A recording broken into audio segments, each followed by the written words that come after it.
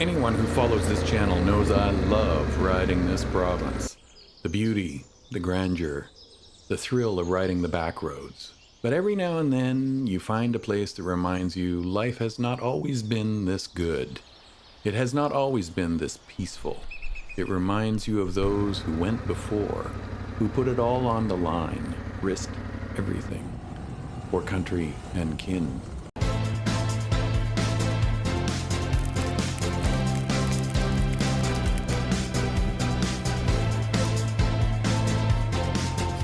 Some of these places are close to home, like this place, Jericho Beach.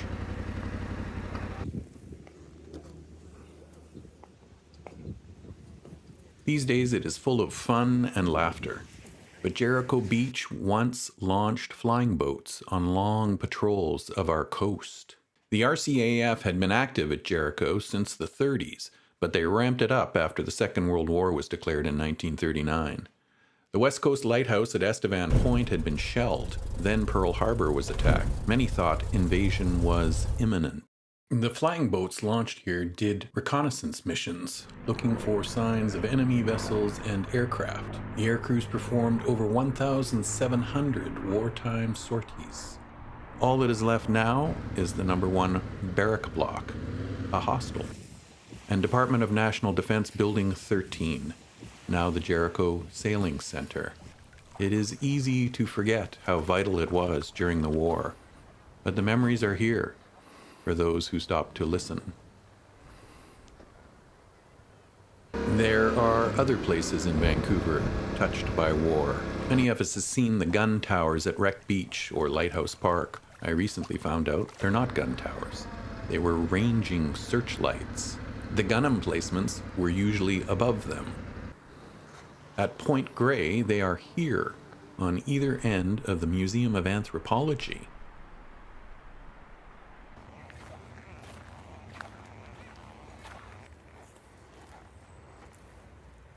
These were mighty 6-inch guns, manned by the 58th Heavy Battery of the 15th Coast Brigade, Royal Canadian Artillery.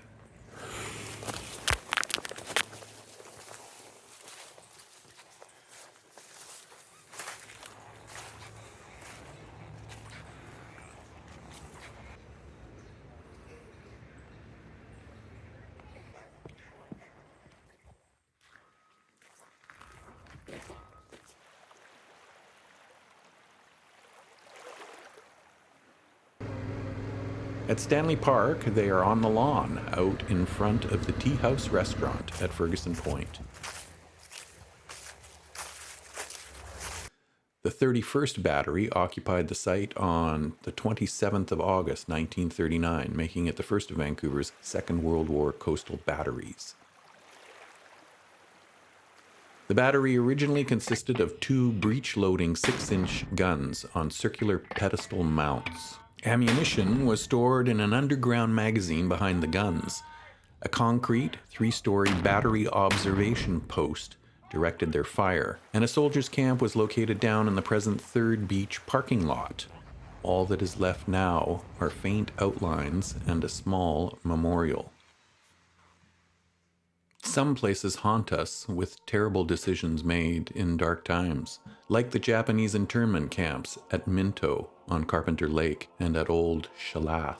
During World War II, thousands of Japanese Canadians were forcibly uprooted from their homes on the coast and sent here to live in these remote areas. Families lost everything: businesses, homes, lives they'd built over decades.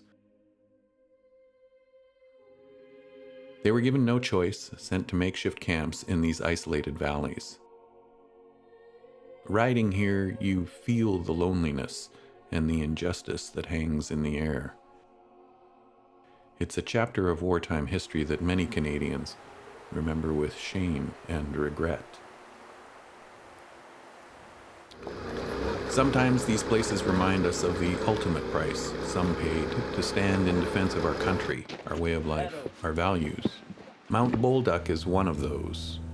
On April 25, 1944, 6 young flight officers from the 115th Squadron died for their country on this lonely West Coast mountain.